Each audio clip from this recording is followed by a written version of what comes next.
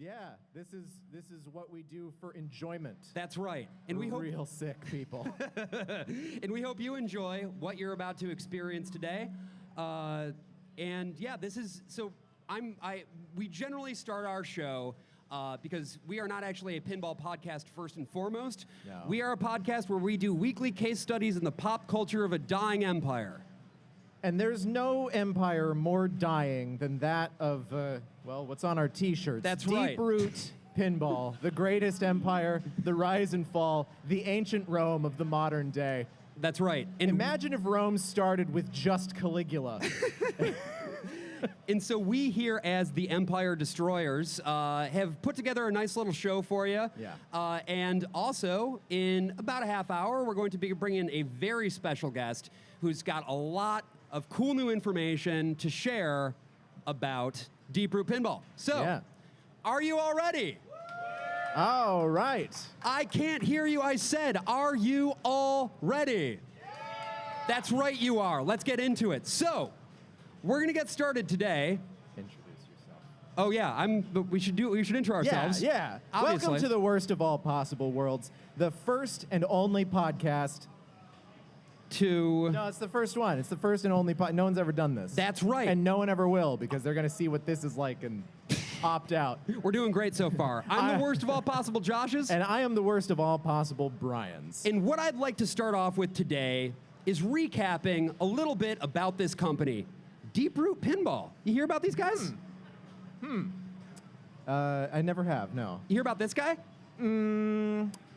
Nope, can't say as I have. Okay, well, this guy's name All right. is John Papaduke, I guess. Okay, so this is J-Pop. J-Pop. So his whole Okay. deal, he's a pinball guy, loves designing pinball machines. Yep. This little Zidware thing here, this is a company that he made to produce some pinball machines. Okay, and I'm sure that went really well. It was awesome, yeah. It worked out really, really well, and they shipped no games. Oh, They wanted to, though, and then this guy came along. You see Okay. this guy before?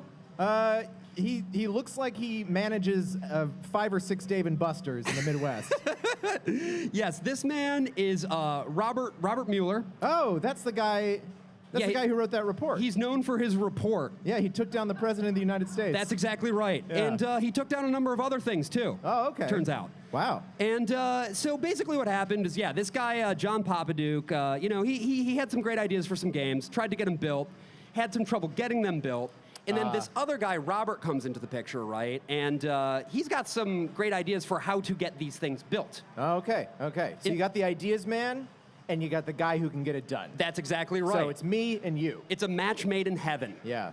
So the first thing that they tried to get off the ground was this thing. This is called Magic Girl. Okay. You see this? You hear about this? I've heard about this. So the one thing I know about pinball is that everyone loves the magic. Right. And this brings the magic to the whole table. It brings the magic to a girl. And sorry I said table. I know. You're going to have to bear with me. I'm the idiot here. I don't know anything about any of this shit. It brings the magic to a whole girl, the most magical girl. Now, Okay. You might be wondering, too, this game, what was so magical about it? Well, you can see the playfield is pretty cool, but probably the most magical thing was what a profit and loss statement would have looked like to build this thing. Because they were trying to make 24 of these. Okay. That sounds... Period. Oh. So what were they selling them for? Oh, I don't remember. Like $14,000 or something like that? This was a non-profit endeavor. This was a for-profit endeavor. And so... We've got some mistakes being made. We've got right this now. great game, and then, like I said, Deep Root Pinball comes into the picture. Deep Root Pinball, of course, being... That's a tuchus. Yeah, that's a butt, folks. Just gotta say it. That logo does not look safe for work. No. And we were told, actually, earlier today that, anything is fair game. We were not going to show this logo if we hadn't gotten the approval to do so. Yeah, but, it's filthy. we did. It's also completely different from the logo that's on our shirts. That's true. And you'll notice that this logo right here, this is the logo of actually Deep Root Pinball itself, right? Yeah. So Deep Root Pinball, the company, or the division, because there were a lot of different divisions of this company. Okay, so they were diversified, which means that they're a good business. That's right. Yeah. They were diversified into a lot of really, really appropriate verticals that were making them a great deal of money. Good. I love to hear about good business that has solid fundamentals. And so, of course, this game was gonna get built, and it was going to be amazing. It was going to change the world because there were a lot of cool features. So this is Zombie Adventureland? Retro Atomic Zombie Adventureland, yeah. I see nothing of that in this game. I see no zombies, I see no retro, I see no Adventureland. Mega Man's over here. Yeah, that is Mega Man. So that's cool. I don't know. Good for Mega Man. I'm glad he's still doing things. I know he was going through a rough patch. He was there. going through a rough patch. Yeah. He's doing okay. Little time in rehab. Yeah. So this game looks pretty cool, right? Like, I'd play this. It lights up. Yeah. It's fun. And so for the longest time, trying to get this game built, but it turns out that making a game is actually not as easy as you might think. Well, here's the thing, Josh. Yeah. I once heard from a very wise man that pinball is easy. Oh, yeah? Who was that? I believe he was the special counsel investigating Donald Trump. Got it. Robert Mueller. Yeah. No, famous quote from that man. So I just wanted to show you a couple other cool things on this game. So have you ever, when you're playing pinball and you're like, I'm trying to flip the buttons. Have you ever thought to yourself, I wish there was more between these buttons? Yeah, actually, yeah. Cool. Well, have I got the pitch for you? Okay. This thing right here is called the pin bar. The pin bar. And it's called the pin bar because it's a bar in the middle For your pins. And so you can like push different things and make cool different things happen. So this is an iPad. Yes. This is something that seems like it would distract from the act of playing pinball because they've like on the image on the left, it's like some sort of but like you can put graphics on it. And shit. It's it's like there's a Fruit Ninja game happening at the same time. Yeah, it's so like a lot of different options that are available, and so you can see how this could add a lot of convenience. It's difficult when you have a pinball machine to just open it up and push the buttons inside, right? Yeah. I mean, it's the problem I have playing pinball is I'm not good at this game. Right. It's very inconvenient. I never know where the things are. I never know where the buttons are. Yes. Have you ever tried to maintain a pinball machine? No, but that seems kind of difficult. I saw some people doing that yesterday. Yeah. They were setting up the games right over there. They were, lifting up the glass, lifting up the play area, tweaking some of the things on the bottom. And I thought the same thing that I think with mechanics who work on cars. Right. This would all be so much easier if you could just turn it upside down. The car. The car and the machine. Oh, have I got an invention for you, dude? Check this out. Okay. So this is. Makes a lot of noise, so you know it's. Oh. Yeah. Ooh, so, yeah. It. By the way, the guy blurred out in the middle of that video, that's me. That's you? Yeah, I'm the one who's really excited about this. I can understand why. It's an exciting invention.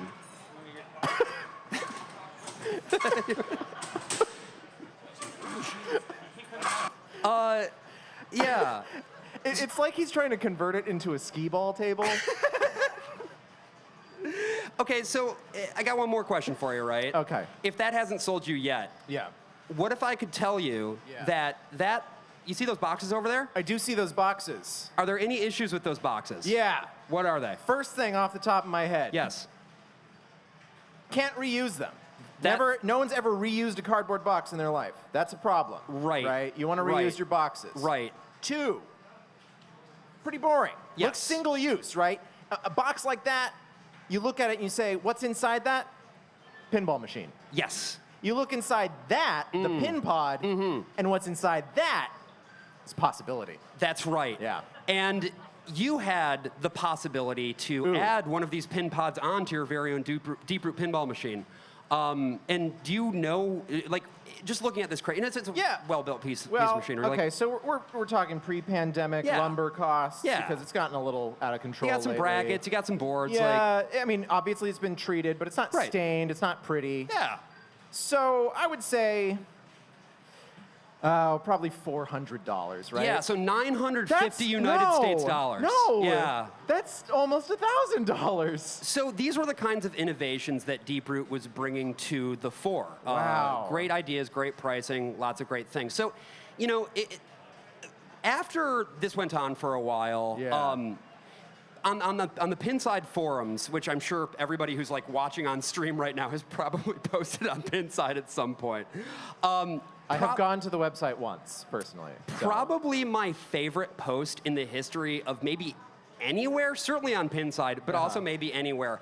Because people, after a while, you know, with this like Raza machine and all that stuff, it became clear that this game was not getting delivered on schedule. Okay, so the months were passing. No one was seeing any actual artwork or things lighting up or anything. Right. It's just stuff like that machine flipping over. Yeah, the reveal of the pin pod. You know, like lots of promises being made, but not so much in the way of actual like concrete, you know, deliverables. Yeah, most of my exes know what that's like. And so, this is my favorite post ever. Is this real? And the link is https://www.sec.gov. Oh, well, okay, so not having seen this link, pretty sure it's real. It's real. Yeah. And on this post, it was revealed that that is the government. That is the government of the United States of America. And I'm going to read a bit from this complaint. Okay. In the United States District Court for the Western District of Texas San Antonio Division, Securities and Exchange Commission plaintiff against, and I love this, so I'm going to just read the whole thing, and you're going to have to deal with it. Robert J. Mueller, Deep Root Funds, LLC, a.k.a. DPRT Funds, LLC, and Policy Services Incorporated defendants, and Deep Root Tech, LLC, Deep Root Pinball, LLC, Deep Root Studios, LLC, Deep Root Sports and Entertainment, LLC, Deep Root RE12621 Silicon Drive, LLC, and Robert J. Mueller, Jeffrey L. Mueller, and Belinda G. Breen as co-trustees of the M.B. Hale Ohana Revocable Trust. Ohana means family. And family means no one gets left behind. That's right, Brian. Or forgotten. Okay, no. We're not going to the next slide yet because I have to ask you some questions. No, go for it. So the first thing I noticed, Deep Root Funds. Yes. That's not what you call someone who makes pinball machines, is it? No. And so this is that diversification we're talking about. This is the diversification. So like everybody knows that the best way to run a pinball company is to attach it to a mutual fund, right? That's not how I would do it, but I'm not a businessman. Yeah, you're not this guy. And so No, we're not done. Okay. Because so I'm also seeing Deep Root Studios. Yep. Okay, so I'm assuming they're making movies? Yeah, and there was some animation involved. Okay. Yeah, for sure. The thing that, for some reason, more than anything else, sends a shiver down my spine is Deep Root Sports?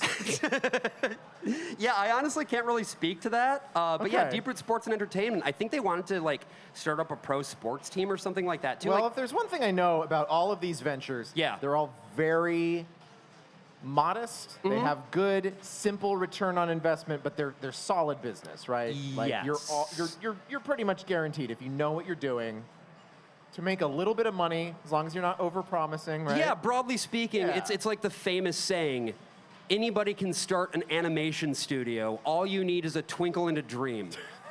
I just made that up. Did you like it? Yeah, I think that was actually Walt Disney. I think if you dig deep enough, like. So anyway, the Securities Exchange Commission of the United States put out this thing, and this is a civil complaint, right, against Robert Mueller. And I will read again from this.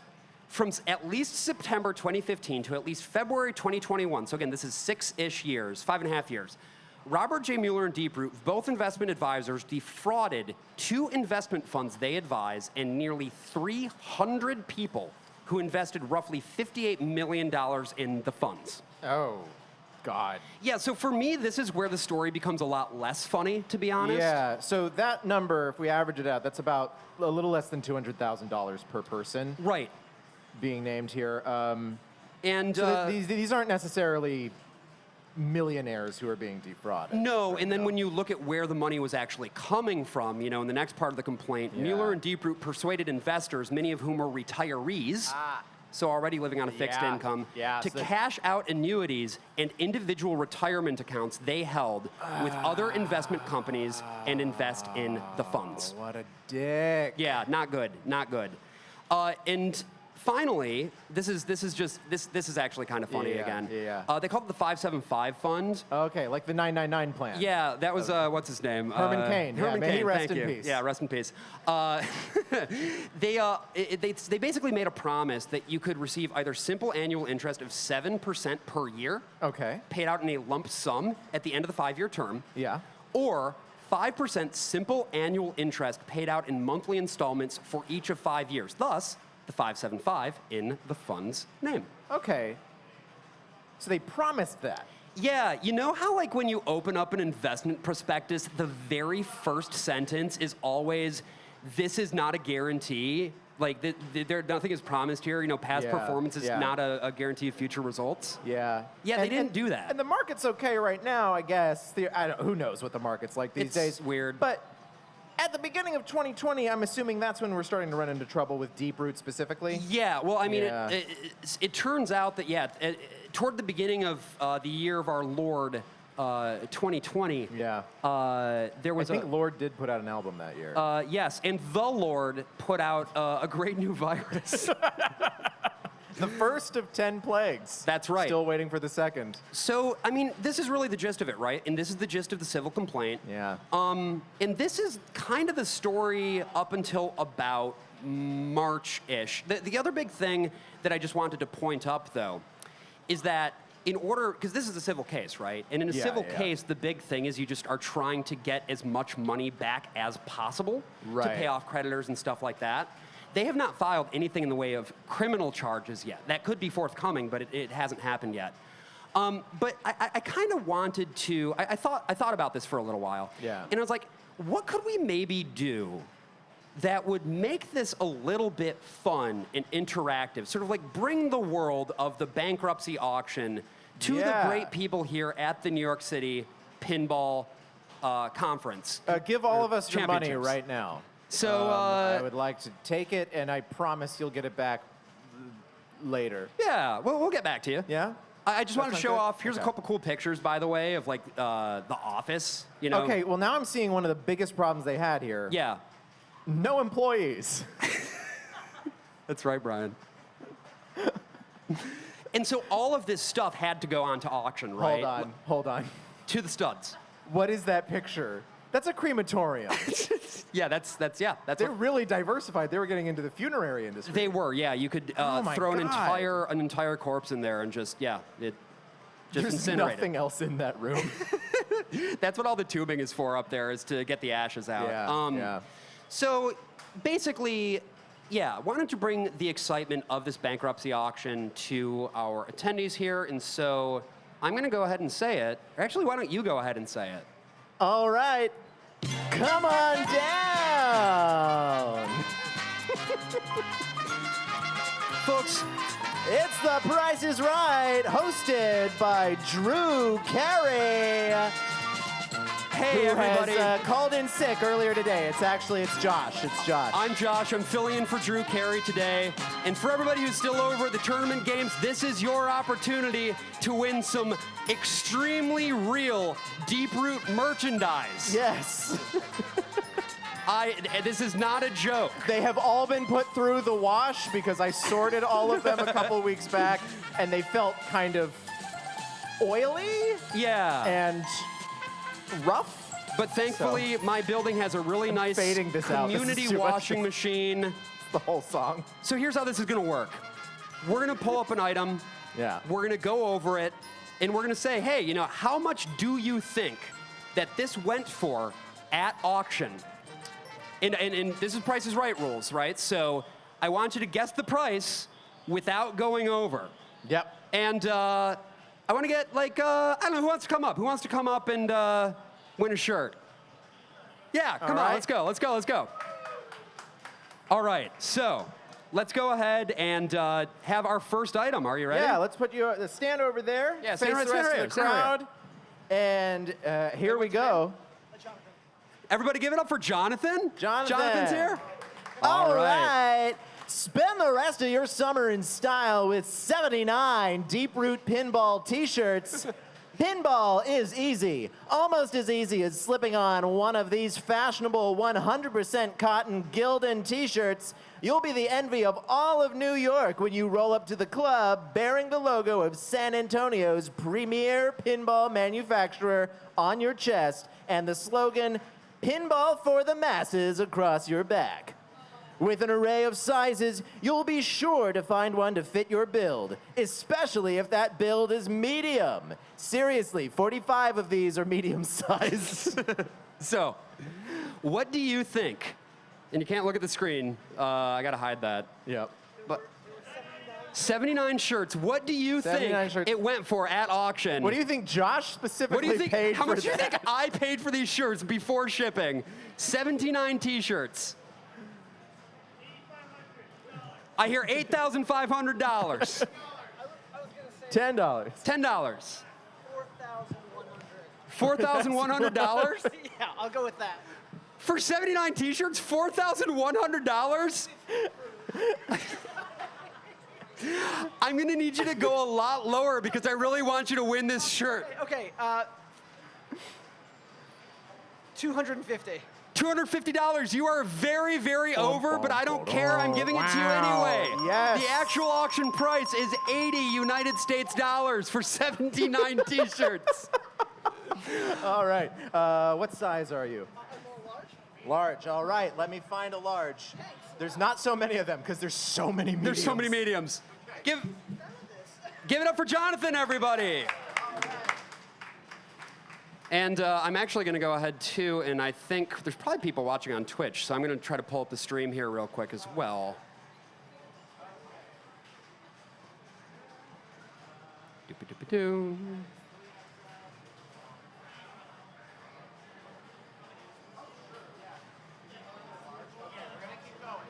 We're going to keep going. We're going to keep going. Excellent. All right. So our next item available here, and again, at auction, is... when Brian's ready. I have to pull up my script. Okay. Get to work already with a set of 8 office chairs. Octo manufacturing will be a reality in your very own home when you and 7 of your best friends sit down in these 8 Herman Miller Aeron desk chairs, equipped with full lumbar support and famous mesh back. Enron probably auctioned off at least 15,000 of these in 2001, and we've totally forgotten by now, but the remnants of Enron's collapse still linger. Think about it. Thousands upon thousands of used Herman Miller Aeron chairs in offices and warehouses across Texas, permanently depressing the office furniture market, each chair a teeny tiny monument to man's hubris. Perhaps these are chairs with double history. 8 chairs with double history. That's effectively 16 chairs. That's right, What is folks. this, Josh? Why did you write all of this about Enron? It's a really good joke. So here's some chairs. Who wants to come on down for the opportunity to win a Deep Root Pinball t-shirt and guess how much these 8 chairs went for at auction? All right, Howard, come on down. Come on down,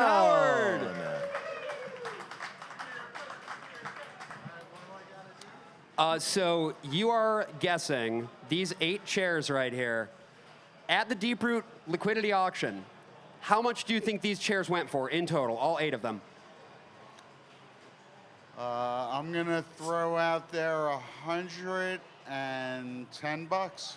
Per chair, so $880? No, for the lot. A lot. You think that all 8 chairs were $110? That would be an incredible deal. But, Wait a second, wait. I thought you said that there was like an overabundance of these chairs. oh, there definitely is, but they're still like Herman Miller, so. I'm talking supply and demand here. So you really think that's too low, crowd? Too low? How about 300 for the lot? The actual answer is $1,525. $125. That's all right. You're still Yeah. getting a shirt. What size are you? I know, right? What size shirt do you want? Way off. That's all right. What are my choices? Any size. Small, medium, large, extra large, extra, extra large, and 3XL. Extra? Extra? Okay. Thank you, Anne.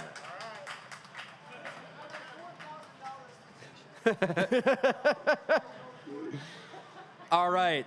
And Here we go. Next round. Yes. Okay. What? Am I doing the swears? Yeah. Okay. Here we go. Buy this shit and figure it out. A vacuum former. I'm gonna be perfectly honest, I have no fucking idea what this thing is. It says on the paper in front of me that it's a Belovac Model C Class 24-inch by 48-inch vacuum former with tooling table, 3 1/4 inch, 8 centimeters, pneumatic drive cylinder, 300 pound, 136 kilograms, seal pressure with adjustable slotted track for rapid tool mounting, solid state programmable heat timing unit coupled with programmable percentage control unit, heater panel, 20,000 watts infrared radiant panel with size down option, vacuum pump, high volume, high vacuum pump, onboard 20-gallon surge tank. As best I can tell, it sucks you off. So, how much for whatever this thing is? Anyone? 400? 400? 3,000? Higher, higher. 12,000, lower. 12,000? 8,000, lower. 69. The actual price, and honestly, whoever wants a t-shirt can have one. It's $5,200. So yeah, if you want a shirt, come on up. No, talk literally to come up and Ann. get a shirt. Like, that's what it's here for. Tell them your size. We'll get you a shirt. Yeah. There's just too many of them. Yeah, we got to get rid of these shirts, guys. All right, there's one more here, and we're just going to run through this pretty quickly. One more? Yeah, there's Oh, one God, more. I have to and do this this is voice important, again. actually, because it plays into the next part of what we're going to talk about here. Oh, yes, it is. Okay, okay. All right. Be the envy of all your friends with a new pinball machine. A piece of history only comes along for purchase every so often, and this Deep Root Pinball Retro Atomic Zombie Adventureland prototype is one such item. It's in full working order, and by working order, I mean that we can turn it on and push the buttons to flip the flippers, and it makes noises sometimes. What's that worth to you? Seriously, what's it worth? Was it worth all of this? How much money needs to go into the money fire until you people are satisfied? I hear 22,000. I need to take a break. It's actually lower. 13,375. That's very close. A little lower. You said 17,000? Oh, 13,000. Little lower, little lower. The actual auction realized price is... Oh, wait, no, it's higher. I lied. 65. 16,500. You got a t-shirt. Come down and get a t-shirt. Okay. We have fun here, don't we, folks? The next thing that we're going to go ahead and do, though, now that we've had a chance to talk a bit about the backstory here, is we're going to be bringing on a very special guest. Now, this is a man who's really been following this saga probably closer than literally anybody. And he is joining us today remotely. This is, go ahead and unmute your microphone now if you want, and let's get to it. Can you hear us? Let's do it. Hello. I can hear you. Hello, welcome. Thank you. So yeah, this is Blueberry Johnson, the man himself. Why don't you go ahead and let the people know sort of who you are, what your story is, and what brought you here today. Yeah, you got it. Well, first, I just want to say it's so great to be joining, obviously, one of the best podcasts there is, and obviously the best pinball show there is, with obviously the best live pinball show podcast listening crowd. That's a cheer line. Applause. Woo. Okay, that didn't work. A lot of people left earlier calling... for lunch or for dinner breaks. So yeah. Got it. I can't see. All right. So I'm just talking to you guys, but that's cool. We're having a great time. I'm calling in from a rock in the middle of the Pacific. I'm in Hawaii. I'm not really Blueberry Johnson, but that's my name on Pinside. And I got involved in this whole ridiculous saga because it was such a soap opera that fascinated me in many different ways. I like finding things on the internet. I started finding things about Deep Root on the internet before it all crashed and burned, kind of as you've kind of already covered.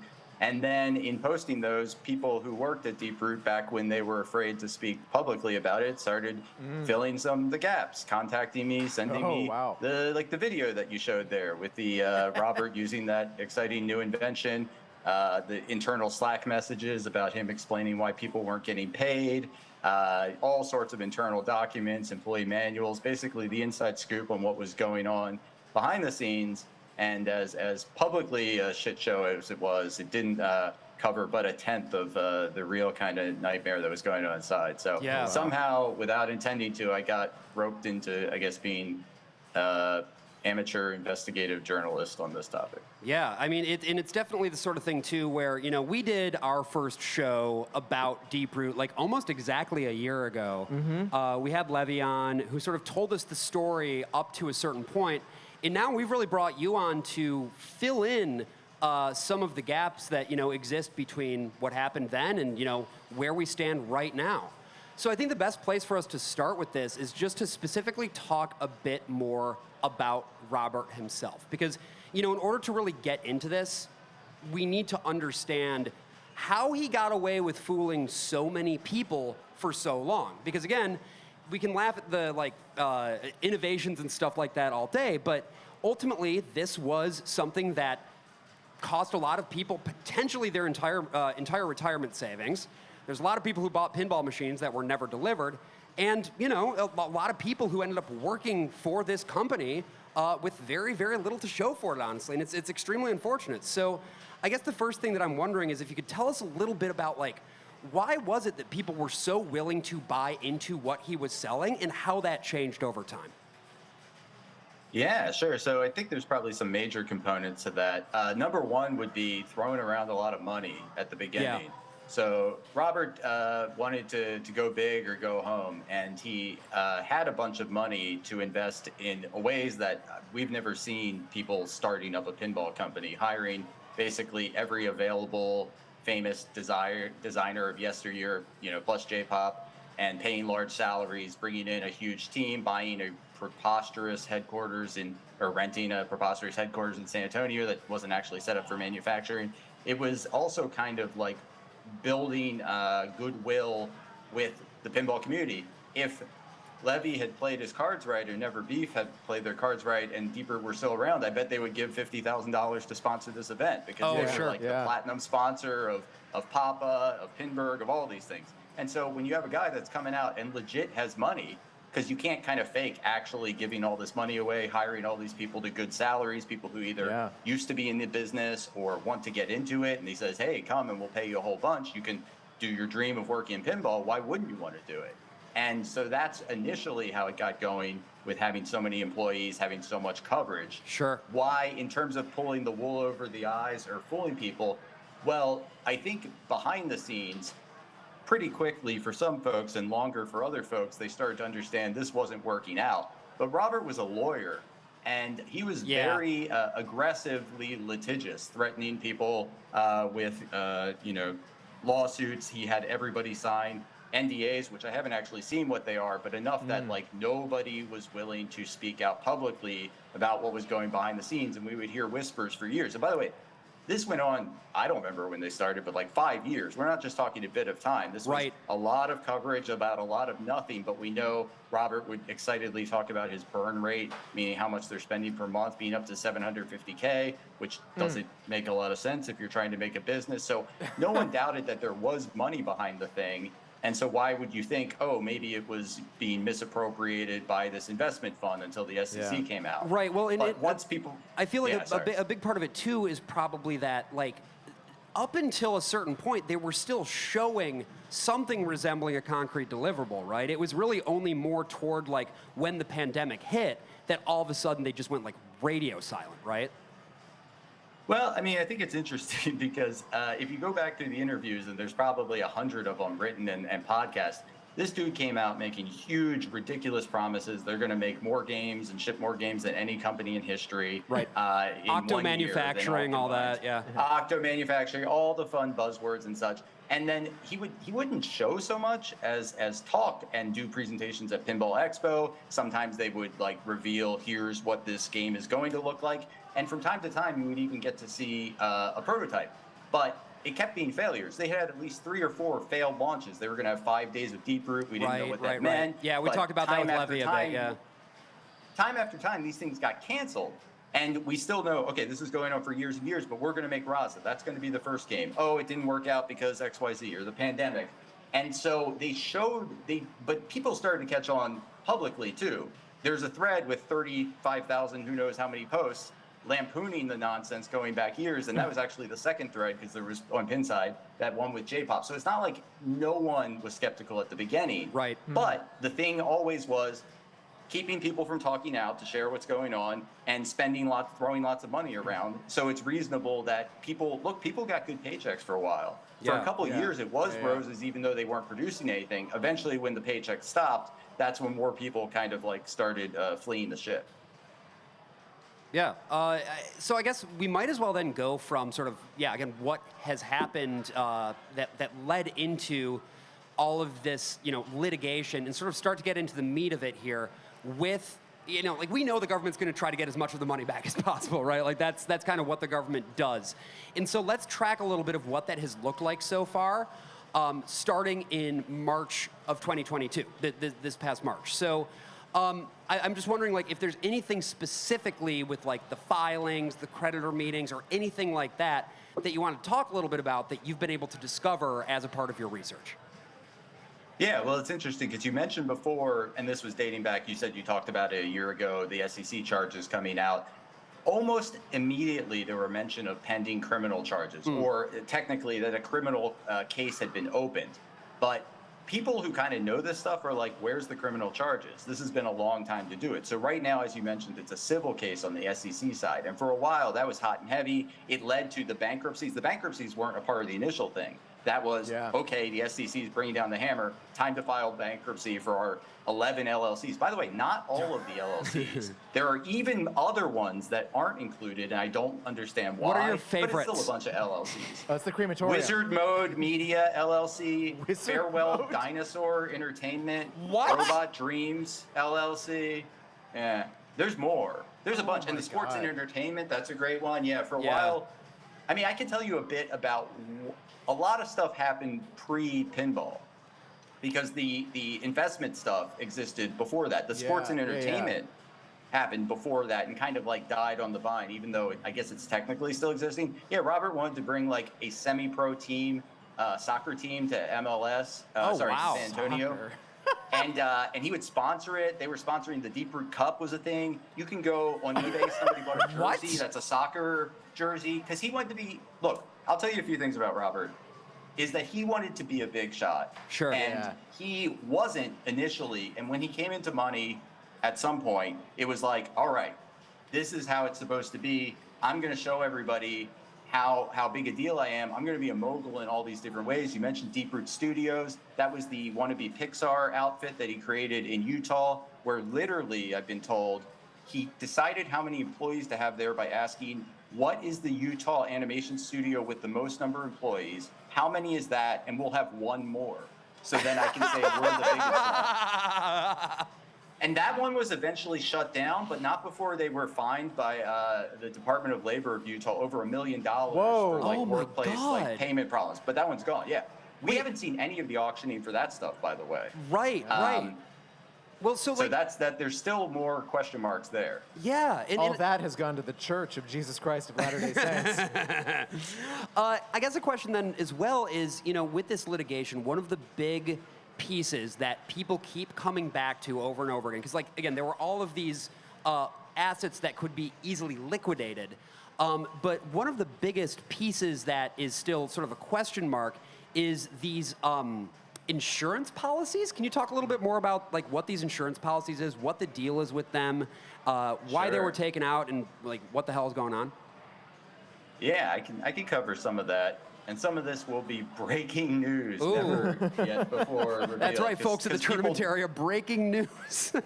Yeah, come over. Like, just give up on your ball in the middle. This is more important. Even though it's being recorded, don't you want to be able to tell people you were there when you heard it? Yeah. Okay, so just a quick overview of how this works. So the main, as the SEC alleges, I don't have the books. The books were apparently just a total nightmare, so I don't know if anyone has the books. But let's just say we believe the SEC. Yeah. Most of the money of Deep Root obviously didn't come from pinball. These people who were investing, these were life insurance policies, and they were trying to get this like reliable return on it. And all you got to do is have these policies and pay the premiums on them. And then people, I mean, it's kind of morbid, but some people die. Yeah. And that's when then like they cash out and you get it. And that was the main model. And that's the mechanic that actually funded the Ponzi scheme itself, was that like you have to keep getting more people in, but... Alleged. Sure, alleged. And by the way, I said this on another thing. Just pretend I say alleged before everything. Of course. In case Robert's listening. Okay. So Yes. yeah. So I think they said Ponzi-like scheme in the SEC filing. So, but anyway, yes. So that's the idea, is that that's where the money came from. Nobody wanted to invest in Deep Root Pinball. He actually in 2015 put out like an offer of share of stocks in Deep Root Pinball and just Deep Root Pinball, and none were purchased. So $0. So one could theorize that later, when he put out like, hey, you can invest in these investment funds, then they got like $60 million or whatever. But then they used so much of that money, upwards of $30-40 million, to fund pinball, even though people don't realize that's where much of their money was going. Because why would you think that? It said something about like, you know, most of this is for insurance, but we'll also invest in like great businesses, as you were suggesting before. Right, so one of the great businesses was pinball. Right, but the point of the insurance... those policies... Oh, sorry. Yes, but the point of the insurance is that like you need to have enough money to pay out when someone dies. Like that's... Yeah, and you need to, and if you don't pay the regular premiums, then those insurance policies that are worth potentially millions, what happens to them is you lose them. And that happened a few times. Yeah. Oh, yeah, sure. And so this is a nightmare scenario, because if he had just kept up with the payments, then maybe more money would keep coming in. But for whatever reason, some of these major payments, like multi-million-dollar policies, were lost because the premiums weren't paid. Wait, because so it was a...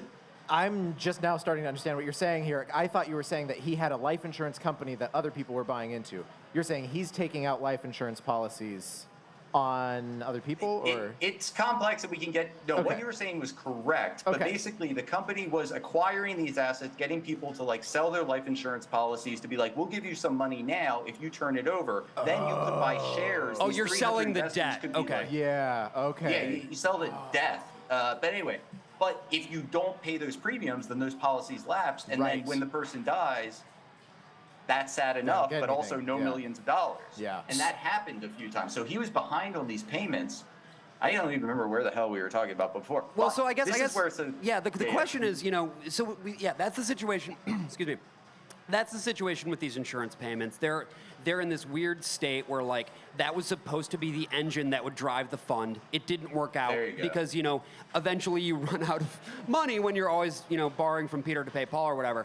What is the status of these insurance policies now? Yes, that's what you wanted, yes. So what happened was some of these were lapsing. After Robert's business was kind of like frozen by the SEC and all this kind of stuff, then there were still payments that needed to be made, but nobody was making the payments. And I would say maybe the trustee of the bankruptcy, estate didn't have the records to know when they should pay or whatever, so additional policies were lost. So what happened was, we've talked about where money's come back. Some of the money came back from the lovely auction that we covered there, but more money came back from selling the existing non-lapse policies and even selling the lapse policies because, and I don't know how it works, maybe you can convert that into something or other. But as I understand it, okay, so what we've seen publicly is there were court filings that there was this new entity called Tuyo Holdings. And it was like, hey, we want to enter a stalking horse agreement. By the way, I didn't know anything about this before. Yeah, I was gonna this is like very advanced, like financial instruments. Yeah, no, exactly. It's amazing what you learn. So the short version is this party, Tuyo Holdings, was like, hey, we want to buy those insurance policies, and we'll even start making payments on them because we know if nobody does, they're not going to be worth anything. Here's our offer.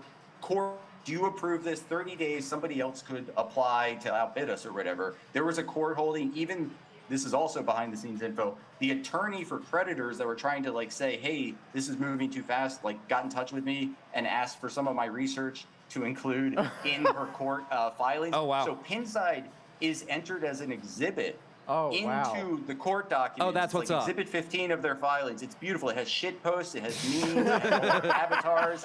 Pages and pages are in the official court documents, which is fantastic. Unfortunately, and I'm not a judge of performance and lawyering, it didn't work out. It wasn't the greatest performance. And the court was like, look, the trustee has no money to try to recoup other funds because Deep Root was a shit show. So we're going to prove this because somebody's offering us $1 million, offering the state $1 million, Okay. and nobody else is. So then they were sold to Tuyo Holdings. So And what's the now those are upside? What's the upside for this Tuyo Holdings company? What's the benefit of even having these policies at this point? Well, if you pay the premiums, then it's basically what Deep Root business was before, happened for a while, and then fell off. Apparently, you can make money on this, so it's an investment. So you just Sure. wait. You just wait for those people whose policies you bought to die, and then you cash that in. Yeah. So Wait, it's so- like a reverse Right, mortgage type thing. Sure. Wait, what people are these? Like, who needs to die in order for this to work so out? this is like ordinary. So what they're going is they're usually probably going to older people, right, who are still alive, and they're saying, hey, we can pay you this amount of your life insurance policy now. Because, hey, what's better than actually getting your money now? We take that policy, we own that now, and we're paying into it now. You're not even in that debt anymore. And then we get kind of the money that's left Got over it. when you die. 100%. Yeah. So then what's the story with this Tuyo Holdings? What's that all about? Well, okay, so I didn't know if we were like going too far, but like Tuyo is well, it's not an acronym. It's a portmanteau of Tu and Yo, and Yo is a lawyer in Texas named David Yost. He's a lawyer guy, whatever. The more interesting part is the Tu, which are the first two letters of Turner, which is Chris Turner, who is a name that some Deep Root fanatics are very familiar with. But Chris Turner ran Turner Logic, which was the kind of web and software company that Robert worked with years before getting into pinball to do all of his business sites, to actually even do his Deep Root Funds portal, to make every kind of like computery thing. Robert was probably like, oh, it involves computers. These guys will do it. But this guy, Chris Turner, who's the president of it, worked for 4 years or so on pinball stuff because they were hired to do all the software for Deep Root. And then when it went to shit, he goes, he became aware of these assets. Well, that's kind of spoilery, but according to him, nobody was actually like pursuing paying these things. They just kept lapsing. And he was interested in some of the Deep Root IP, going back to that Raza that we talked about earlier, the 16.5 Raza. And in going to the auction, he said, what's the deal with all the insurance stuff? And it sounds like there wasn't yet a plan for that. So he goes, oh, that's a shame if that stuff just like dies and, nothing happens with it. He could get it potentially for pennies on a dollar, 25 pennies on a dollar, which is what happened. And that's kind of an investment. And I guess also the idea of like, well, at least something comes of it rather than it just goes into the ether. So, Brian, I'm curious to hear at this point, this is a lot of information. Yeah. Where are you at? So Turner, because when we talked about this last year, Turner's name did not come up. So he was in the deep lore of the Deep Root stuff. And it turns out that he's actually much more important to all this operation. There's a lot of money kind of going between these two guys, between Mueller and Turner. Well, I mean, look, he has emerged before. Maybe he was a support character or something. Yeah. But in the novel that is Deep Root, the most interesting chapter, it might even be a spin-off series, is now Better Call Saul. Chris Turner. Okay. Yeah. There are a lot of things going on with Chris Turner. Like, actually, I'll say like hot and heavy for a while. The SEC filings, the bankruptcy stuff. It's really kind of slowed down. We don't know what's going on. We just go off the court documents. But boy, howdy, has the Chris Turner situation it's the new hotness in Deep Root. So we'll get to a bit more about Chris Turner in a moment then, but was there anything else that you wanted to clear up, Brian? I think I'm following along as well as anyone really could here. I guess I just have one more question for our guest here, which is like, to what extent, based on everything that you've looked at, was there any real business here at all? Like, was it a real business?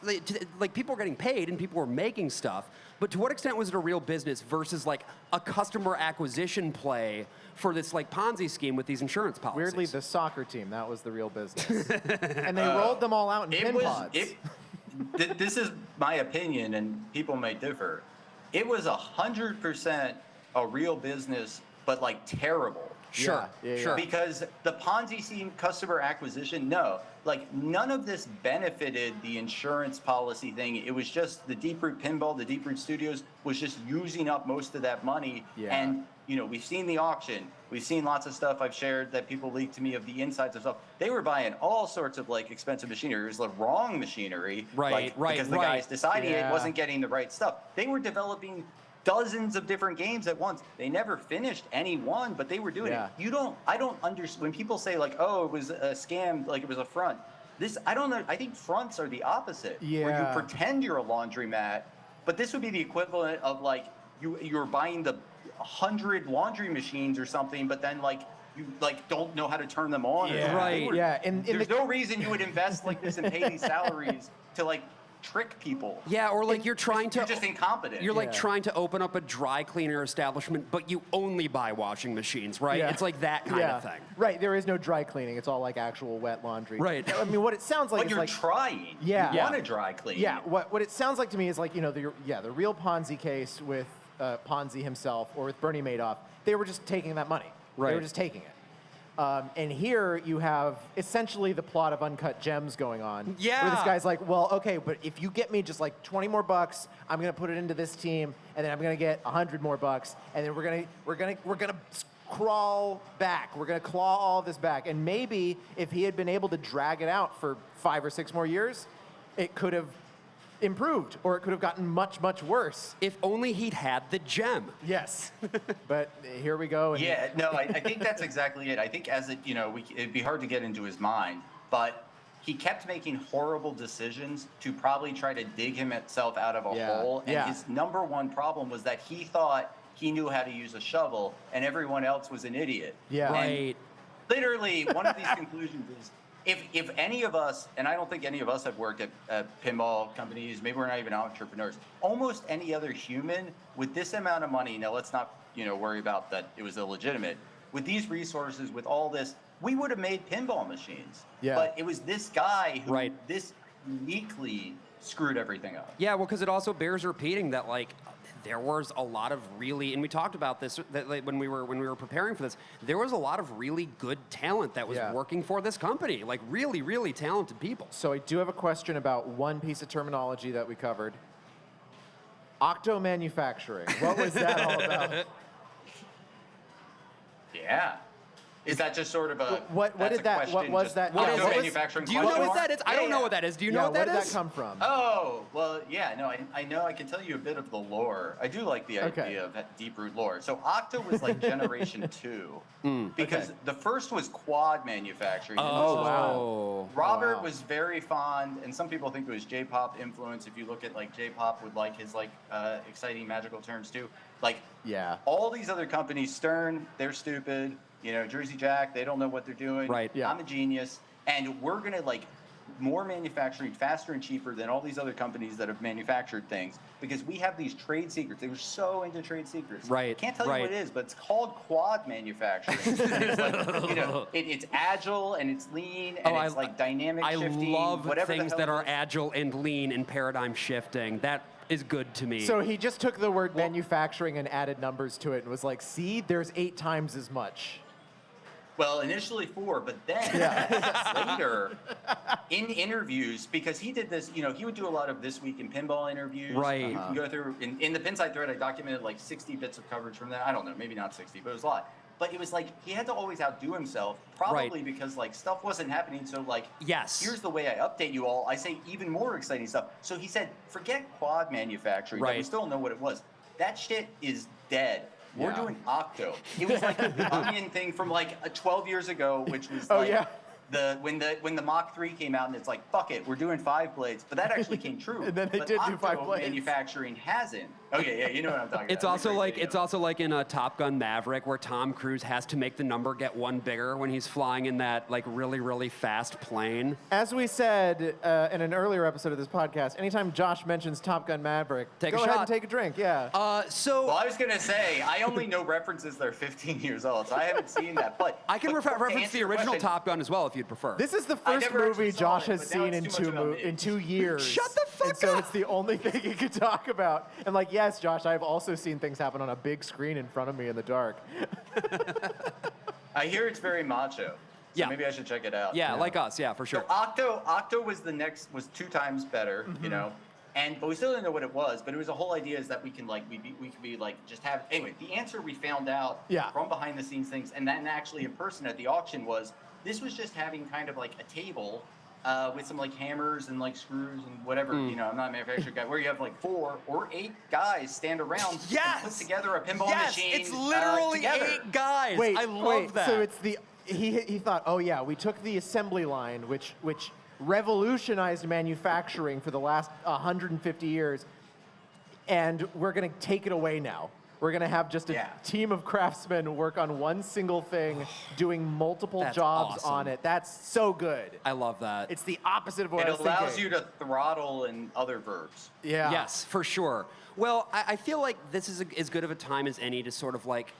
so much virtual ink has been spilled about Robert Mueller, you know, and it ultimately, at this point, until more concrete stuff comes out of the SEC investigation, there's honestly not a lot more to say about him. Like, you can go back and read that Pinside thread for more funny stuff, obviously. Yeah. And of course, the podcast Mueller, She Wrote. That's right, Brian. Yeah. But what I'd like to do next is start talking a bit about Chris Turner, who you had mentioned. So this guy has been getting a lot of attention as a result of all of this, due in part to the fact that, he bought up a lot of the stuff, including that Raza prototype that we mentioned earlier, and the insurance policies. So what's this guy's deal? Like, where did he come from, and what is he trying to do? Great questions. You guys are great interviewers. So, Chris Turner. Thank you. This was a name that some of us had seen for a while, but it was the big question mark. Like, I can tell you straight up, I never reached out to Deep Root employees or contractors or whatever, but in the course of my posting, like, 7 or 8 of them contacted me. But I never heard anyone from Turner Logic, which was, again, the company that previously did all of Robert's computery things, but then also, without having ever done programming, was hired to do all of the software for all of the games. And there's an old interview from 2018 where he's like, oh yeah, I'll just have my guys who do the website do it. So he was a big question mark. But he was obviously involved. He was one of the guys who was actually there at the beginning. Like, when they started with the pinball thing, from my sources, it was Robert, J-Pop, Turner, and like 1 or 2 other guys. And again, you said it was Turner mostly on the software side? Like, he was 100%. Okay. Only software. Okay. But they had a long history of working together. But we didn't know his deal. We thought it was funny, these guys who make websites or whatever, they're going to do all the whole thing. But we never really got to see much of the software, right? Because like there were some streams or whatever, but we couldn't really see. So Turner had a front row seat to the entire Deep Root pinball fiasco. And so after it all came crashing down, there was, all the websites went away. They started getting deleted. One day, because I had set up notifications, like you can have websites that'll tell you that you can track when websites get updated. So one day I got an update after months of Deep Root Pinball being off that like it was back online. And it was just the Deep Root logo, and there was like a encoded message, and it was like something interesting coming too. Right. I posted it to the thread. I'm like, what is this deal? And then that kicked off I think it was like a 9-week sort of like alternate reality puzzle game. And you could just go to the Turner, which I felt like the entire Deep Root thing has been an alternate reality game in a sense. But this was like very specifically that, like, what is this about? Each week there'd be a new code and there was a word search. Right. I'm trying to figure out like what is doing this. Now my theory 100% initially was like, this got to be Chris Turner, because we knew already that he bought every, all the expensive things he could get from the auction related to the pinball. He bought the Raza, he bought the other Raza, he bought the food truck, he bought like other cabs or something. Yeah. So he's obviously still interested. Then through court filings, I saw that he was inquiring about buying Deep Root's pinball IP. Oh, okay. He also bought the insurance policies, but we were like, what's the deal with that? And so we were like, this is probably him. So, quick point of clarification on that. The Deep Root pinball IP itself, like the brand and everything, does he also own that now? Well, I can get to that. I mean, I can tell you now, or I can. Well, anyway, the answer is not clear. I think he's still trying to get it, and that's not. And by the way, he's not interested necessarily in like the butt plug logo. And they changed their logo, but like come on, man! Look at these T-shirts. They're great. No, I know. Oh no, yeah. Somebody sent me a Raza one some way back, but like he's more interested in. He made all this software. His team, not just him. So he has this company, and he was involved in for 4 years or whatever it is, in this pinball stuff that all crashed and burned. Yeah. And so he caught the pinball bug in the course of this, but we don't know that yet because well, who the heck is Chris Turner? He Right, doesn't right, publicly right. do anything or something like that. So yeah, so we knew that, so it was like, oh, so probably, but we recognized anyone could have bought that domain. I was posting, hey, it's available, who wants to bid on it? So it could have been somebody on Pinside screwing with us, could have been somebody off of Pinside, Yeah. because it was very, very clear that this successive puzzle thing, the only audience was Pinside, because there were different people. I'm gonna be honest, man. I actually sourcing have it. a pretty high degree of confidence that the audience was you specifically.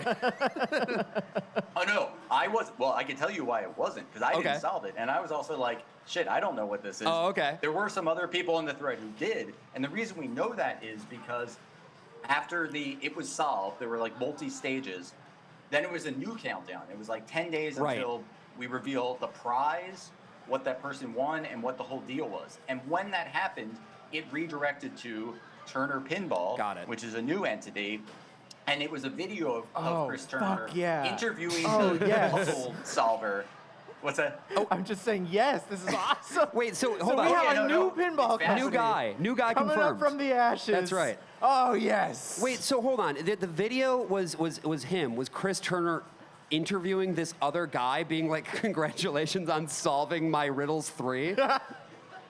Oh, Riddle's 9. But I mean, Riddle's 1, but 9 weeks. By the way, I'm sorry if it wasn't 9 weeks, but it was something like that. But yeah, no, there were multiple things in the video. Manufacturing. One was interviewing this guy. I think his username was Seraph, and he explained how he solved it. And he like cryptology and all this kind of stuff I didn't understand. It was like cool. I thought it was like, yeah, good job or whatever. And his prize for doing it was because it said there'd be a legit prize, was like a Raza backglass. And if you looked at it, like they have a different design. It's curvy and whatever. There's not too many of these, so that's like a good prize if Sure. you care about that stuff.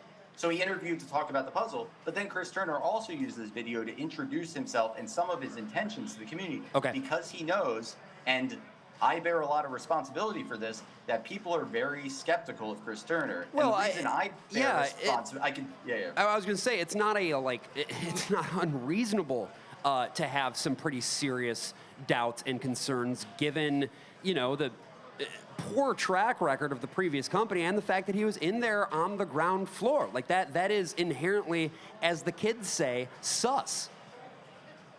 He is imposter. Totally. But pinball is easy. It is. Yeah. So Yeah, well, no, that's reasonable. And there are a few other things about it, too. Now, he was a big question mark because unlike maybe the other people involved, Steve Bowden, Barry Ausler, John Norris, John Pop, but whatever, Dennis Norman, people we know, people are like, oh, those people got fucked over. That Right, sucks. They went right. to hire there and it was a shit show. Or Chris Turner, we don't know who this guy is. Right. And when he was doing that kind of suspicious seeming, I want these insurance policies, and he was the guy initiating it, it's like, how does this software guy want to pursue buying insurance policies, and he designed the Deep Root Fund's pre-pinball website for customers to interact with it? Does this guy have inside knowledge? You know, is he leveraging that to rush because it was a 30-day window? I'm going to buy this. No one else felt like they had enough information, so guess what? He got to buy it at 25% cost. Yeah. That's a reason that's that is sus. And then the other part about it is, look, you're launching your new, I want to introduce myself to the community on the domain of, Right. I don't know, I'm not a historian, the worst pinball disaster in history. Yeah. And then coming on and say, this isn't about Deep Root 2.0. He was very clear about that. It was just because that domain was available and people were interested there. So I'm not trying to make Deep Root 2.0. This is Turner Pinball. Right. But people were skeptical because the one last thing I'll add is, so I was finding connections that in the court filings, it felt to me like it wasn't telling the full story of Turner's involvement with Robert over the years. Can you elaborate on that a little bit? Yeah, 100%. For wanting to buy the insurance policies, he described you have to disclose, is there any connection? It's like, our company was a contractor for, not the defendant or whatever, the party for some services. And I was like, shit, that's accurate, but you could be true without telling the whole story. Right. For years, their company worked out of the Deep Root headquarters, and then when they moved headquarters, they worked out of it. They used the same address as the address for Deep Root as their address, and he did everything basically that Robert wanted for Pinball. Plus, was hired to do all of their software. So I think it was this doesn't feel like totally being forthright. But that might have been a lawyer thing that says, this is technically accurate or whatever. But I was posting those things, and then that's how I got involved in the lawyer contacting me, like, sure, give me all the information you have about Turner. Again, I'd never interacted with the guy, though, so this was just based off the internet. My main question about Turner right now, did he program the pin bar? His team, I assume, did. Oh, my 100%. God. Hell yeah. Amazing. But, so Turner, okay, it's the big reveal. Turner Pinball, it's a new company. You're right. Chris Turner, and he says, and I'll just give you what he said publicly, and then I can tell you other stuff. Sure. So Chris Turner comes out and he goes, hey, I got to know pinball by working on this for years, which makes sense, and I got the bug. I'm a guy who is into the... That's plausible. Like, pinball, the pinball bug is a thing. Like, I am currently in a room surrounded by other nerds like me who got the pinball bug at some point in their life. And some of them are even looking at me right now and saying, with their eyes, how dare you call me a nerd? To which I say, I know you, I see you, you are like me. 100%. And Chris Turner, if you you got were so there, intense. you would call him a nerd. So Turner, he particularly likes the intersection of the physical with software, and that's like pinball's a great deal. Sure. Yeah. He has some background that people haven't, don't know, that he was like worked at Lockheed Martin for years and was running their robotics, like amateur conductor. I mean, that would explain where he got the money to buy up all this IP. I mean, Lockheed is crazy. Perhaps, yeah. But he has other interests beyond just what you see on the website, for their products or something. But anyway, he got the bug. He had a front seat to like this disaster, but he and his team spent years and years building this stuff, and it was a shame of what happened. He'll say that. It was like very sad, and I've heard this from so many Deep Root employees, like the potential, what could have been, all this money, all this talent to produce nothing. Yeah. And so he decided, I want to try to continue with this in a business way. But I'm not going to be Deep Root 2.0. The reason he was trying to acquire the assets per him, the IP and all that, is because his team developed all that software, and then if nobody else claimed it, because by the way, we can see from the trustee there was an auction. There's no public thing that's like, hey, do you want to buy the Deep Root assets or whatever? Right. We only found out that he was trying to get it through the filings of like him directly inquiring. But his idea is, if I want to do something with this, but somebody else gets it, then what if it's like, I did all this work, but now I can't utilize it in new ways, which seems pretty reasonable to me. I mean, but he doesn't want to make an... Oh, sorry. No, I was going to say that makes some sense, and that is plausible. I guess for me, the thing that I get stuck on is, like, why then also bother with all of the other sort of like... It's one thing to buy up a number of assets and an amount of intellectual property and say, like, I'm going to try to take this, I'm going to try to open source this, I'm going to try to, like, do something and make sure that this is preserved for the historical record. Because I know, one of the things that happened is, and you were telling me about this, is that it turns out that, like, there were a bunch of documents from Deep Root that only lived in the cloud, and they stopped paying for their cloud storage bill. And then, so, boom, just that stuff gone, just like that. Holy shit. And so, for the historical record, it makes sense to want to save all that stuff, and it may even make sense to want to start a new company. But why then would you also, like, buy up these insurance policies and stuff like that? That feels weird to me. Well, that's where the money is. That's like the core of what all of this is. Sure. So, like, that's... so I can so that's one of the things I can kind of, like Brian was saying. Now, by the way, so it's kind of like spoiled or whatever. At first I was going to say, here's what Turner said publicly. So I'll just share that. Sure. I had reached out after the Deep Root Pinball website said something interesting coming months ago. Yeah. And I wrote to Chris Turner. I never reached out to him or anyone. And I said, hey, is this got something to do with you? Like, I don't know if you know, but like, I'm interested in this and it'd be great to talk. And he responded pretty quickly. And he said, oh, I'm not comfortable like speaking to this or whatever. Also, who are you? Like, not who are you, but like, why would I share this information with you or something like that, which is reasonable. Because I'm sure I cost this guy money by virtue of my stuff leading to the extra court hearings and stuff when I was saying, look at this. But I think, and something I'll say about Chris is like, never once did I sense any animus that I cost him like however many billable hours extra lawsuit stuff, because it was reasonable what I was doing. I was like, they use their the same headquarters as Deep Root. So he said, I'm not really interested, but I'd be open to talking to you maybe later. Once the problem was solved, and then it became the new countdown, I wrote back, so that was like 9 weeks later. I said, oh, hey, I saw that, like anything else? And so he said, oh, maybe I'll talk to you. And we had a call the week before all this was revealed. I talked to him for 2.5 hours. Oh, wow. And I never met, I never met this guy before. Okay. And So what was your read on him? Oh yeah, exactly.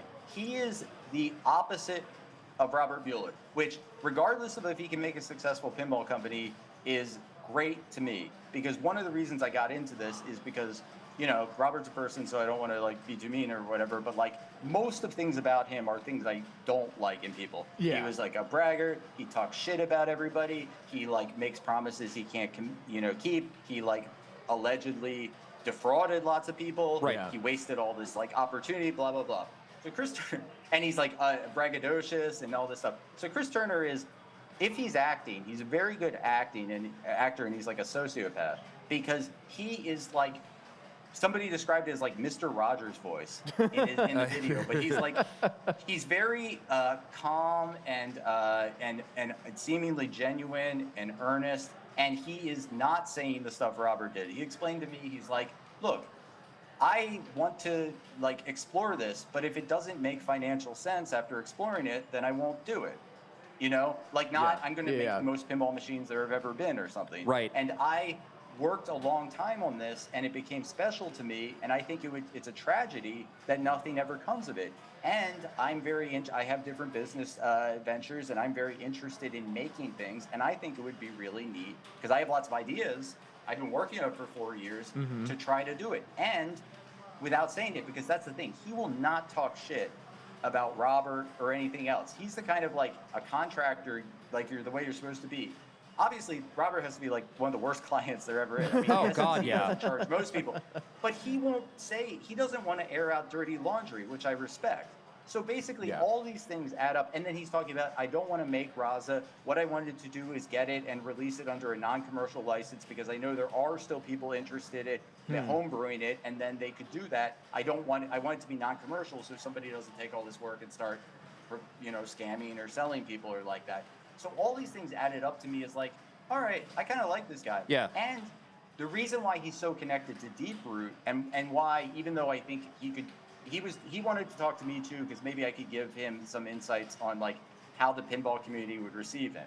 Yeah. And I tried to communicate that it's like badly. Yeah. Because everyone thinks you're the new villain or something. Well, and I think to be with how fair, you frame stuff. Yeah, to be fair, like all of that stuff with like we're gonna go through it was like basically another 9 days of Deep Root or something like that. Like it's just stirring up memories of the most annoying marketing strategies in the history of time.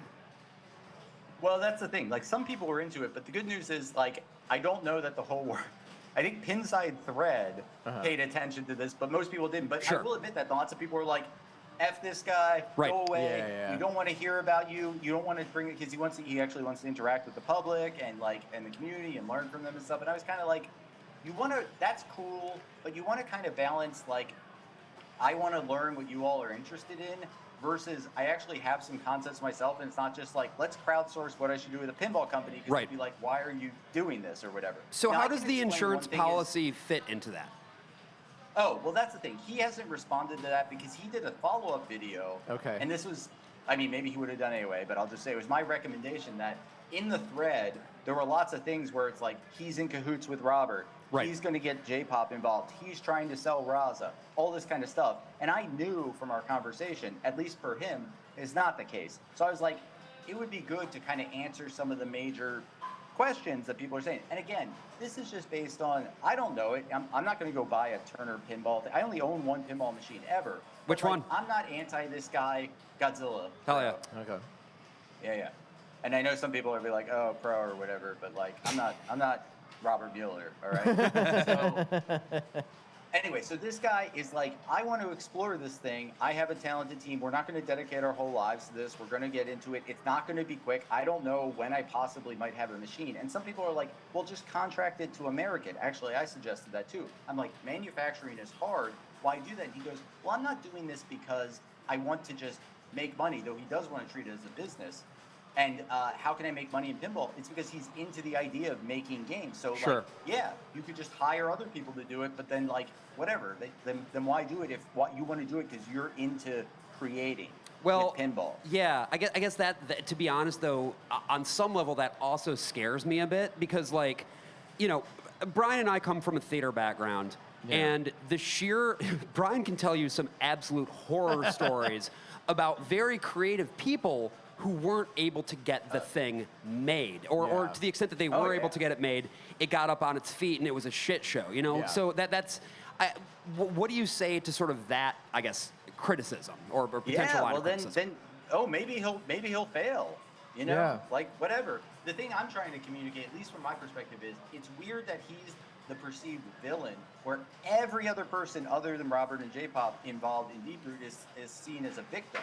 They're like, oh, it sucks what happened to them. They were there for years at this company. It was a disaster. This guy was there for years at the company, and he views it as like, this is a tragedy. We could have made something. We spent years working on this. So I don't know why this guy, I mean, I get why, because the mystery around like whatever and the insurance policies or something, but just from the perspective of this guy wants to figure out if he could do something in pinball.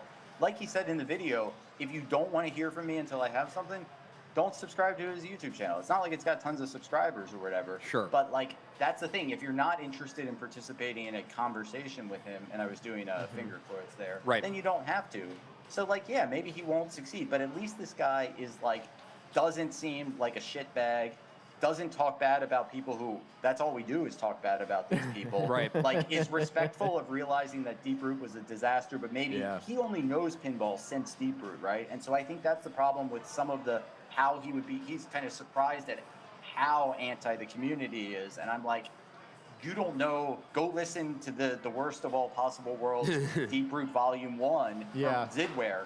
This is a decade of J-pop stuff, right? Yeah. So that's why I wanted to, like, I'm not trying to be like, Chris Turner is the be-all, end-all, but I'm like, I'm glad if this is a guy who actually wants to, like, you know, responsibly investigate this stuff, to, like, offer some perspective to it. And I don't have a reason to, like, hate this guy or whatever. He seems very likable and interesting, you know, honestly.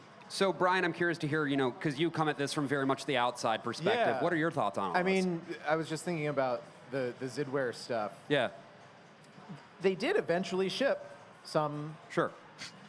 They did eventually ship some machines, right? So, well, Zidware themselves. Right, not Zidware, right? But like the sort of the I mean, it kind of sounds like a similar situation, right? Someone came in and kind of rescued it, and then American shipped a Pinball in that handful. case was able to Yeah, get it done. but no, like, just to correct the record, like, this was to comply with probably trying not to get, and John Papaduke was brought into personal bankruptcy. They shipped machines that didn't work. They shipped machines that were like the flipper buttons. I know. Where they were Yeah.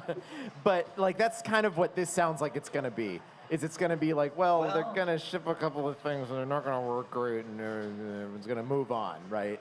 But who knows? I mean, so this is all very much up in the air. But and in this case, there's also more games that are in progress, right? There's like more than one property explicitly, he doesn't want to make Raza, and he is not necessarily, he actually isn't like mostly interested in doing Deep Root games whatsoever. Sure. Because he bought lots of the playfields, like, that were designed by some luminary pinball, you know, people. He's like, well, maybe we would use elements of that.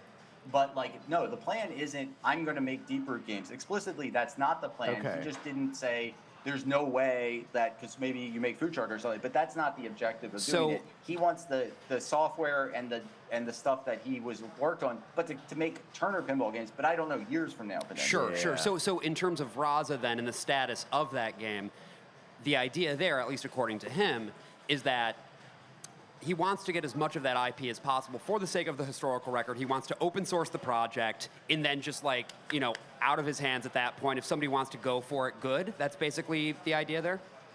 Well, I don't know open source, but one of those licenses, but non-commercial. Right, like, release the assets. Because stuff he told me was like, you mentioned, by the way, and that was the thing.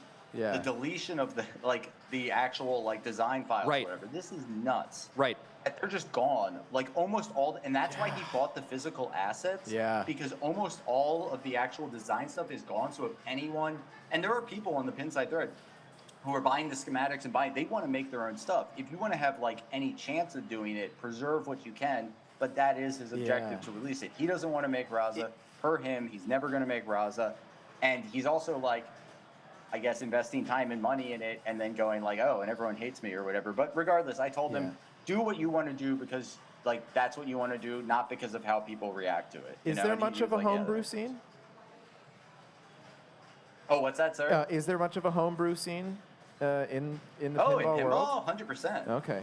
So people, other projects have done this where the software has... Well, homebrew is usually like you come up with your own deal. That's why this might be a little special, where it's like, but there are people who went to the auction and bought every single thing they could about Deep Root, and then I talk to them and they go, I'm getting together the parts. There's different people who have different elements. We're going to try to figure out how we can like it for whatever reason, for good or bad. Yeah. Right.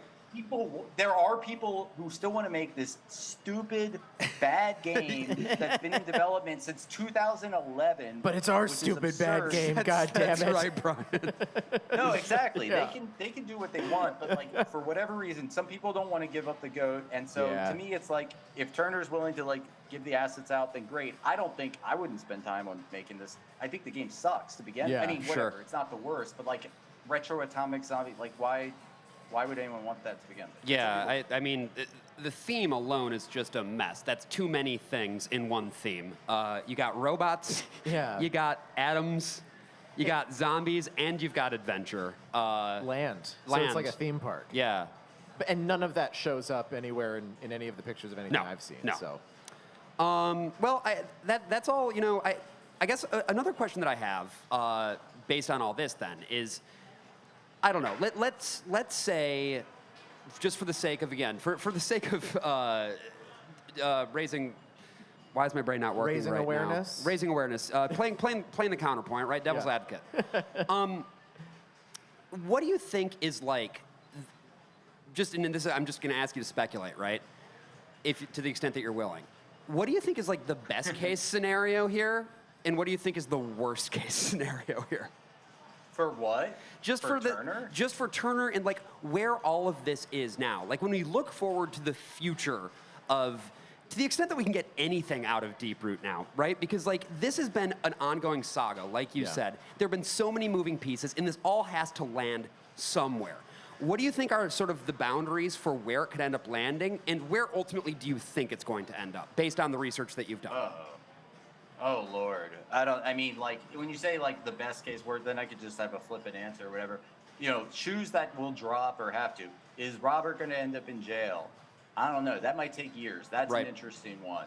You know, what's going to go on? This guy in the filings, I don't even know how he's still operating because he had to like petition for an allowance because he didn't have any income, and that ran out I think in February. So I don't even know what he's doing. Well, because they froze all of his accounts. And right. Look, he's in bad space. Like, this guy did a lot of shitty things, but it's gotta suck, especially when you have so much tied up in your identity of like, I'm a big shot, and then this happens, you know? Like, so I feel for the guy, even though lots of alleged bad things.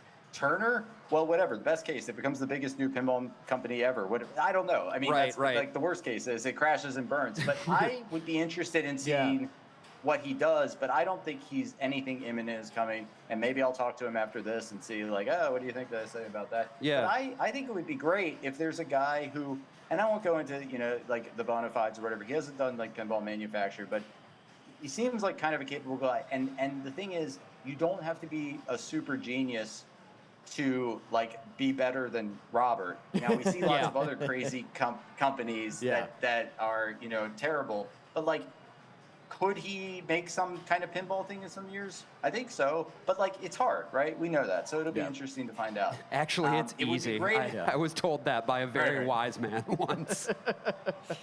And then other pinball companies, look, they'll never stop with these kind of like silly ones. Like it's the only threads I'm in on Pinside. If you look at Ballarama, if you look at Pinball Adventures, aka like Punny Factory and their 15 other titles, even this like homebrew one. Shout out to Great Witch John from Halifax, who I want nothing but the best for this guy who's trying to make trailer trash pinball like in 6 months, and it was supposed to be Trailer Park Boys, and it's being funded by Iceman, who's in Detroit. It's just like this will keep happening. Right. But what I recommended to Chris is like, he's in San Antonio. You know who else is like by there? Like Multimorphic. You know who's a guy who's like a maker and who actually like did it the right way of actual innovation, unlike Deeproot, and actually making product? It's Jerry. I'm like, talk to Jerry and see like what advice it is, or talk to Charlie from Spooky, or talk to people who did it the right way of being a small company that did something, rather than what Robert did was alienate the entire pinball industry and tell them they're terrible or whatever. So I think, I don't know, I'm not a pinball insider, but I think there are folks who would share knowledge and don't view it as like cutthroat existential threat. Like, I can't like help you figure out this the right way if you're actually like a quality person. And I don't know, Turner strikes me well. Even if he, like, people make fun of his, like, the hair on his arms and, like, the way he talks and the plant in the background of his video or whatever, you know, whatever. I don't focus on that so much. I'm interested to see what happens. But, yeah, this is not my, like, he's going to be the next, whatever, he's not going to be the next Robert. But will he be the next Charlie Emery? No idea. That is a reference that is, I think, lost on both of us. I don't think either of us are quite enough into the lore for that one. Spooky Pinball's creator. Oh, yeah. They've done quite well. So, yeah, Brian, did you have any, like, I feel like this is a really nice place for us to land. Did you have any other big pieces that you wanted to talk about before we wrap up here? That's explored everything that I could have had any questions about. Cool. Yeah. Well, I guess then... Because this... Yeah, I was just going to say, because I might be done with Blueberry Johnson. That's what I was going to ask you. I was going to ask, like, what is next for the infamous Blueberry Johnson, the doctor himself, the pinside gadfly that we know and love so well? Yeah. Well, the doctor, again, as I mentioned, is only because when Blueberry Johnson was already claimed as a username on other things, so I had to throw in a doctor. And that's a good credential to have. Yeah, why not? Oh, 100%. But, look, this is weird. This whole shit's weird. I never meant to get involved in this stuff, and I don't want to be, there's people who want to dox me. It's why we don't put my video on this, because I don't know why. They're like, who's this guy? The reason I got into the deeper stuff initially is because these people, like, at the company were like, we want to speak the truth about what's going on, but we don't have a means to do it. Yeah. That doesn't really exist anymore. We know most of the story. I mean, there is more, and there's other stuff I know, but I'm not going to share or whatever, but we kind of know enough about what happened there. And other people can read Pacer, which is where you see, like, court filings and stuff. I don't need to. I'd like to probably get out of the Deeproot game. Sure. And, like, maybe the next time there's a New York City Pinball Championship, that they'll be like, I can go and put on the, because, Levy said I could come out, and I'm like, well, one, I hope you all don't get COVID. But, like, I'm not so ready for that. But, like, put on the red jacket and, like, commentate. Because I don't want to be this Blueberry guy. I feel that, man. Even though I like the afro and stuff. So what's next? I don't know. This might be the end of my, like, big, like, reveals, because it doesn't need to happen anymore. But if it is, I wanted to shout out a few bullet point exclusives for the worst of all possible. Like, a few other tidbits. That you hear that, tournament area? These are some exclusives from Blueberry Johnson with regard to Deeproot Pinball. Like, two people looked over here. Yeah, quivering in anticipation. I can't see what's going on. Okay, so just a few little items in case it is. So we all know Robert wanted to make like 20 different games, and we've seen all the titles, and they were the ones that were announced, and then we found out about other ones like the Lucha Libre game and stuff. So one other title that's never been publicly disclosed, which I saw, is Men in Black Alien Crisis. What? Okay. Right, I didn't know what that was either, but I Googled it, and I know what Men in Black is, the movie. But this was like a video game. Yeah, Will Smith, it's a classic. I don't know if Tommy Lee Jones, this game was a video game, specifically the Alien Crisis. I don't know what it was, but I sent you some images, if you posted or something, of like they had done like pre-pro, like art promotion stuff for it. Yes. Did they have the license? What was it going to be? I got no idea. Tell you what, I'm going to go ahead and see if I can grab that and put it up on the big screen real quick. The imagery about Here that. come the Men in Black. Here they come. The Galaxy Defenders? Is that the line? What's the line? Here comes Bienvenido a Miami, I think. Yeah, I'll pull that up. What else? Okay. What else? Well, there was the misconception that the games that Chris Turner bought at Deeproot at auction have been stripped, that the computers have been removed, that Raza didn't work. There wasn't actually a computer in there, and they do work. And so he got it running. So Raza is running. Not just that, put in So the it's Jamaican not air just horn or it's not whatever. just a box of bulbs. It's like there's actually something there. Oh yeah, you can play it, and this is Jamaican air horn if you do post. Food truck runs too.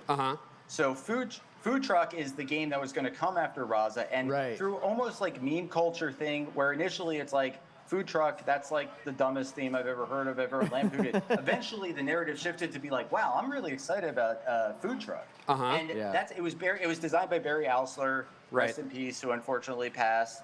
And but like people were interested in it, and when I talked to Deep Root people, that was one of the games that like they thought was like actually interesting, good design. The software wasn't as far along as Raza, but I think Chris told me it was like more than 50%. It flips, it has modes and stuff, and it has a lot of the very expensive Utah-produced animation. Oh, that's interesting. Honestly incredible. Yeah. So what happens with food truck? I don't know, but that game actually was further along than people realized, and Chris Turner has it up and running. Interesting. Anything else? Yeah. There's probably other things, but those are the good ones. I noted in case we didn't. I did want to just pull this up, this image, because it's just so funny to me. And this is the image that has a guy, and he's playing pinball. And this was, I think, on a whiteboard in Deep Root HQ here. This man is playing, and he's got his hair is like really like whoo, it's like whooshed back, and the pinball machine is going ping, ding, ding, ding, and he's saying raw. And anti-Stern, I guess. This guy looks like Johnny Five Aces. If anybody here is a Something Awful goon, you will remember that one. The pinball machine has just the Grim Reaper and flames on it. It's very cool. Yeah, I mean, it's good to know that, like, in spite of it all, the pinball bug lives on, I guess, but it's a double-edged sword too, right? Like, it's a double-edged bug. It is a double-edged bug. It holds a lot of potential, but at the same time, a lot of people have made a lot of really, really stupid decisions as a result of this hobby, and probably will continue to.